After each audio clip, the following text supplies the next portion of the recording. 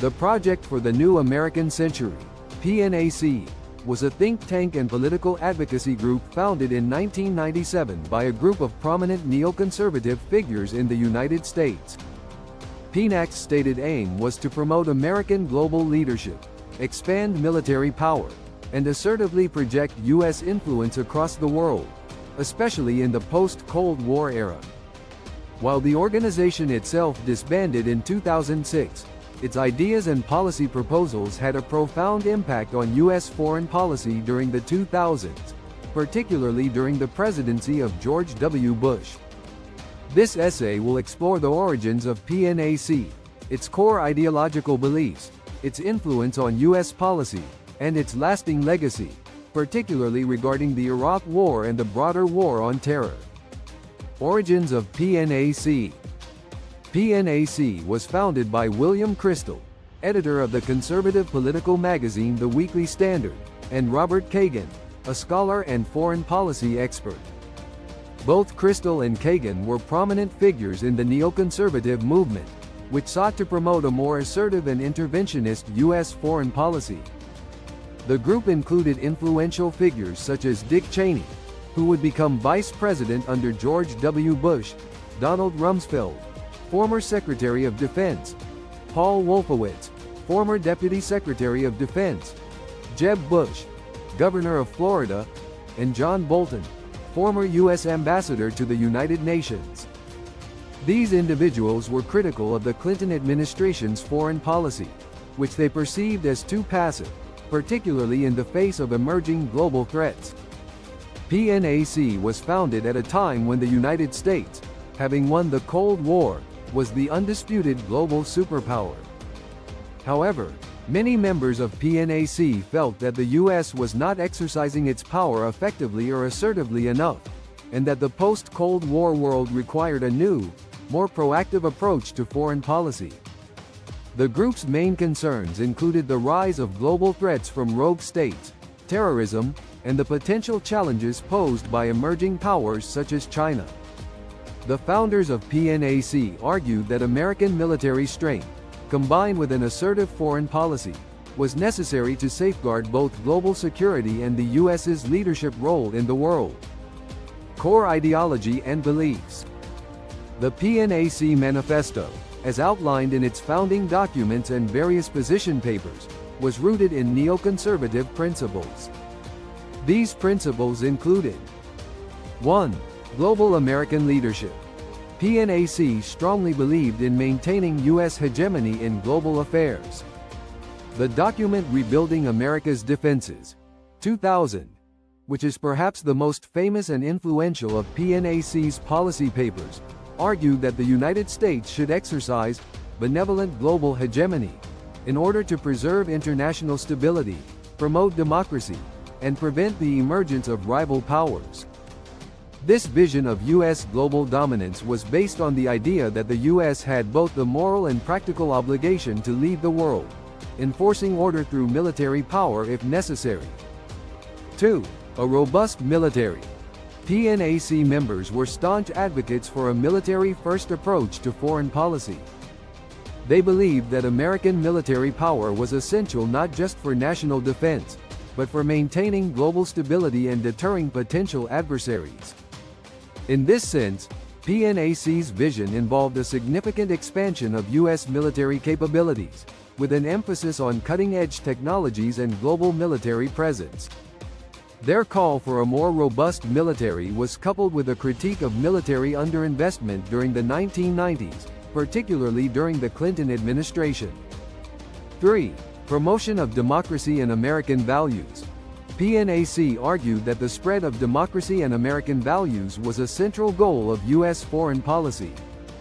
The group believed that the United States should actively work to transform the political and economic systems of authoritarian regimes, particularly in the Middle East, Eastern Europe, and Asia. This idealistic vision often intersected with pragmatic concerns about security.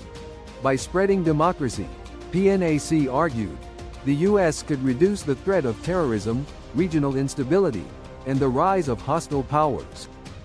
4. Preemptive action. One of the key tenets of PNAC's foreign policy was the concept of preemptive war, or the idea that the U.S. should take military action to neutralize potential threats before they materialize. This idea was in stark contrast to the traditional containment approach that had dominated U.S. foreign policy during the Cold War. PNAC believed that the U.S. needed to be willing to take action unilaterally, if necessary, to address emerging threats from rogue states and non-state actors, particularly those involved in terrorism or the proliferation of weapons of mass destruction. 5. The role of Israel.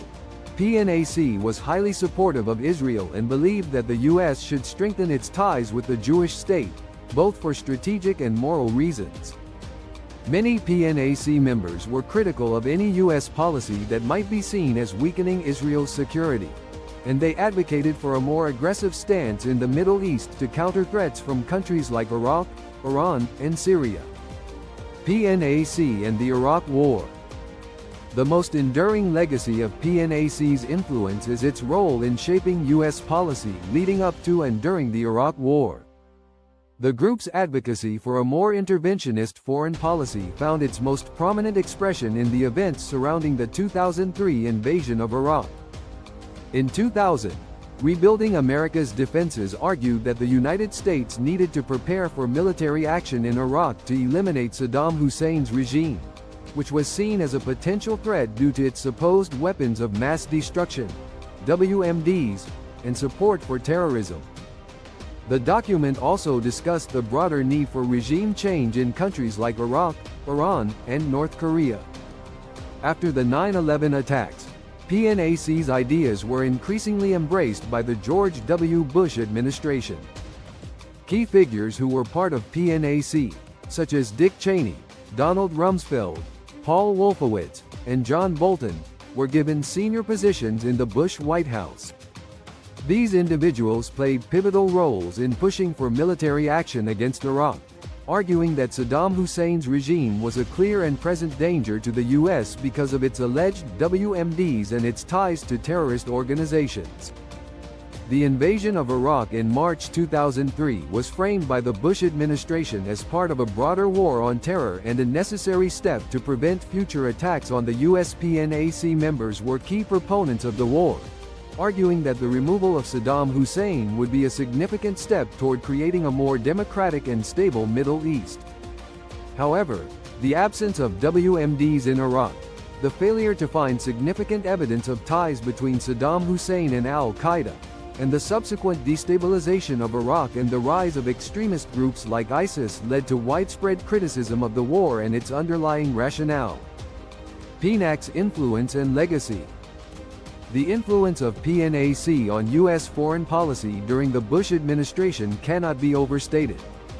Its ideas about the need for preemptive military action, regime change in the Middle East, and the use of American military power to reshape global politics were central to the rationale for the Iraq War. However, the aftermath of the war has left a mixed legacy. On the one hand, PNAC's ideas were partially realized, as the U.S. removed Saddam Hussein from power and attempted to establish a democratic government in Iraq.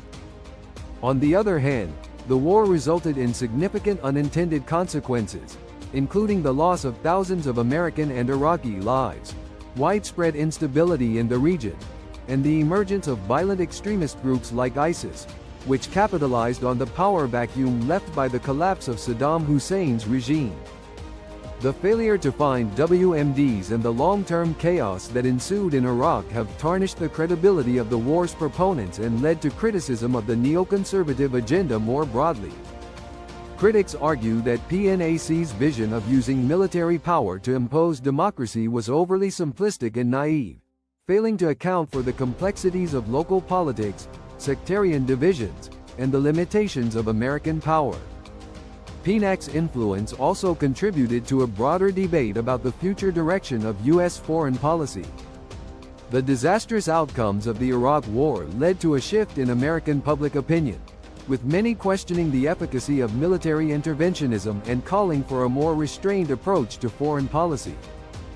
The disillusionment with the Iraq War contributed to the rise of more isolationist and non-interventionist viewpoints within both major political parties in the U.S. conclusion. The Project for the New American Century was a powerful and influential think tank that helped shape U.S. foreign policy in the early 21st century. Its advocacy for a more assertive, interventionist U.S. foreign policy, including the use of military power to promote democracy and counter global threats, played a central role in the decision to invade Iraq in 2003. While PNAC's vision of American global leadership remains a defining feature of certain strains of U.S. foreign policy, the consequences of the Iraq War and the failure to achieve its stated objectives have led to a more skeptical and critical view of the neoconservative approach. PNAC's legacy serves as a reminder of the risks and limitations of using military force to reshape international order and the complexities of imposing democracy through intervention.